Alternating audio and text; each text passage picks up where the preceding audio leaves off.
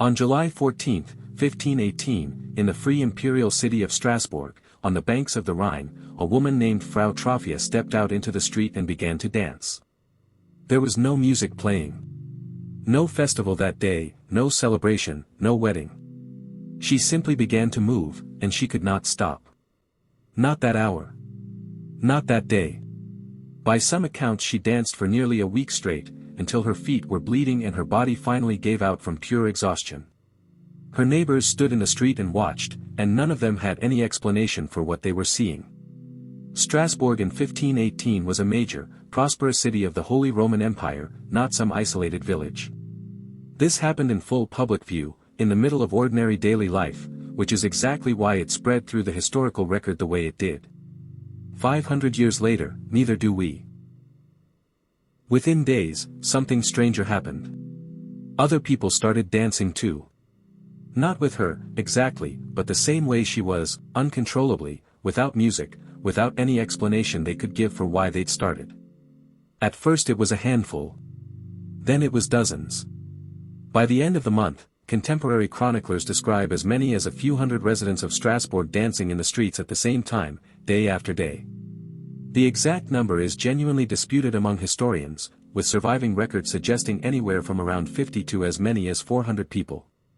But every account agrees on one thing: this wasn't a dance anyone was choosing to do. Witnesses described it as involuntary, almost like a seizure that happened to look like dancing. People danced through the heat of the day and into the night, without rest, without stopping to eat or sleep. Some collapsed from exhaustion. Some were injured. And here's where the story gets even stranger: historians still argue, to this day, about how many people actually died. Later retellings claim as many as 15 people a day dropped dead at the peak of the outbreak. But the surviving city records from that summer never actually confirm a specific death toll at all. Strasbourg's clerks were more concerned with managing the crisis than counting bodies for history. Municipal orders and cathedral sermons from that summer describe the crisis in vivid detail, yet none of them settle on a final number of casualties. We simply don't know, with any real certainty, how many people this event killed, which tells you a lot about how much of this story has had to be reconstructed and guessed at, after the fact. Strasbourg City Council, desperate for an explanation, brought in physicians. And the diagnosis they gave reflected the medicine of the era, not ours.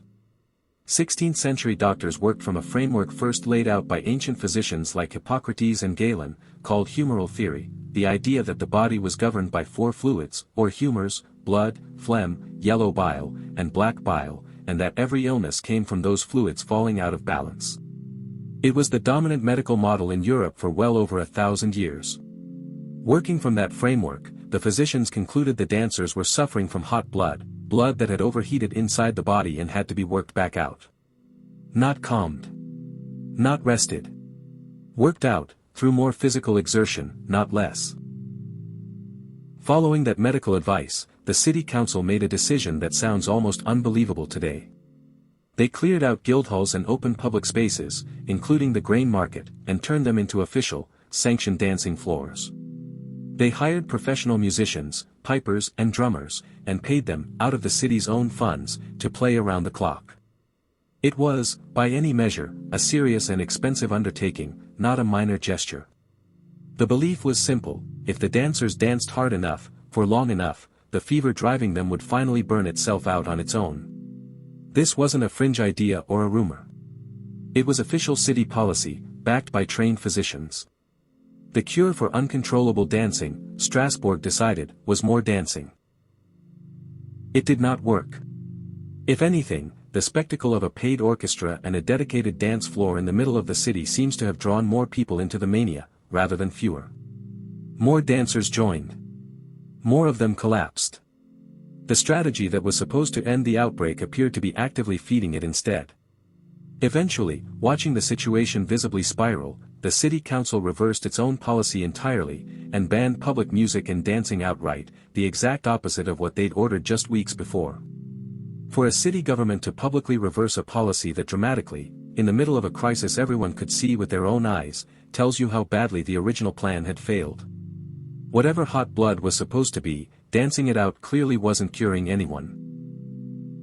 With medicine having visibly failed, Strasbourg turned to religion.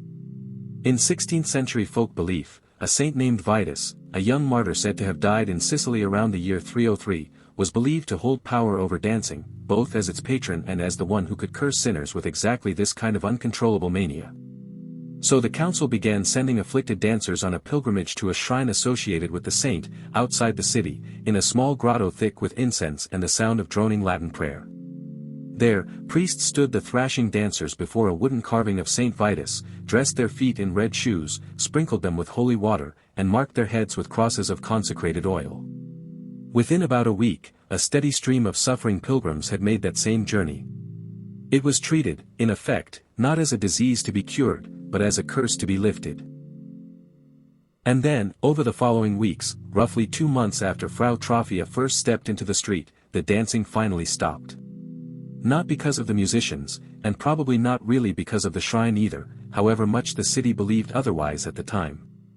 It simply faded away, the same way it had started, gradually, unevenly, without a single clear moment anyone could point to and say, that's when it ended. We don't have detailed records of what happened to the dancers afterward either, whether they simply returned to ordinary life, or carried some lasting mark from those weeks. That silence in the historical record is, in its own way, as telling as anything we do know. Here's what makes Strasbourg's outbreak even stranger: it wasn't the first, and it wasn't the last. In 1374, nearly a century and a half earlier, a similar wave of uncontrollable dancing broke out in Aachen, in what's now Germany. From there it spread along the Rhine into other towns, and into parts of Italy, reportedly affecting thousands of people over the following weeks. Contemporary and near-contemporary chroniclers described entire processions of dancers moving from town to town, drawing in new victims wherever they passed, until the mania eventually burned itself out region by region.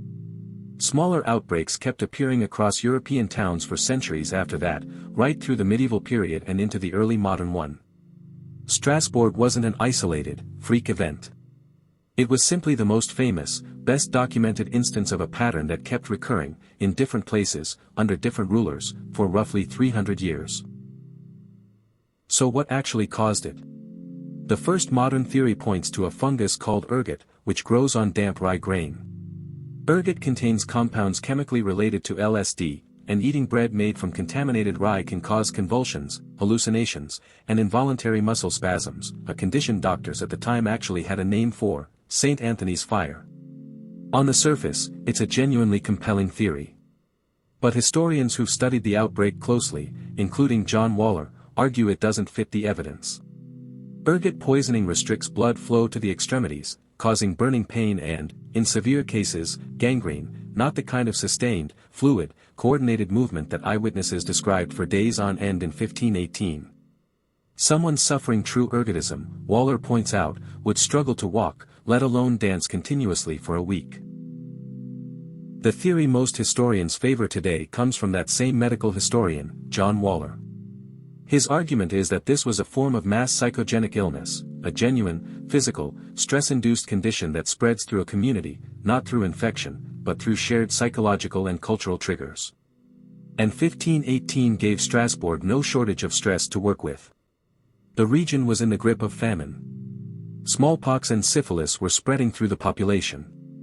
Taxes, imposed by both church and empire, were crushing ordinary households. People were, by nearly every measure available to us, suffering. Waller's theory is that this extreme, sustained stress found one very specific outlet: the deeply held folk belief that Saint Vitus really could curse people into dancing against their will. In a population that already believed such a curse was possible, a collective psychological breakdown took the exact shape that the local culture had already prepared for it to take. It's not just a medieval phenomenon, either.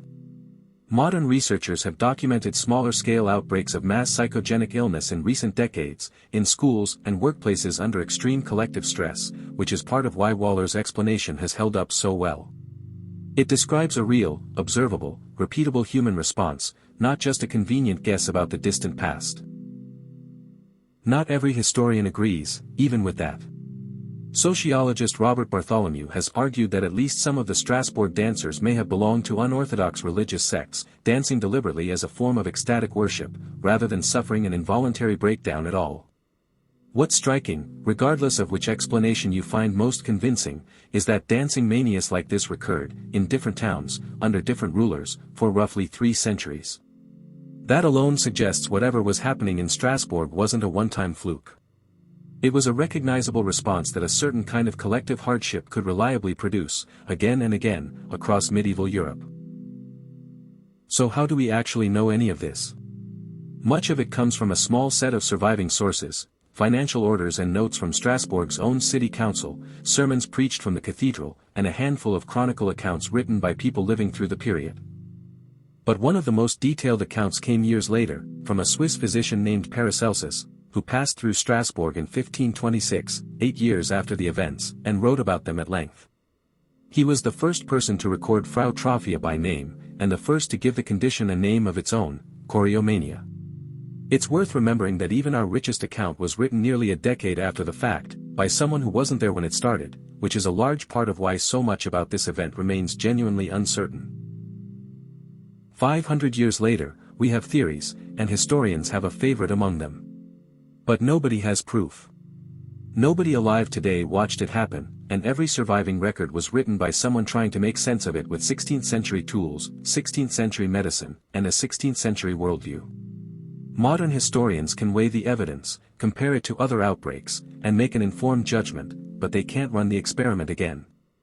What we're left with is this: for about 2 months in the summer of 1518, the city of Strasbourg had hundreds of people dancing themselves into collapse in its streets, and even now, we still don't fully agree on why.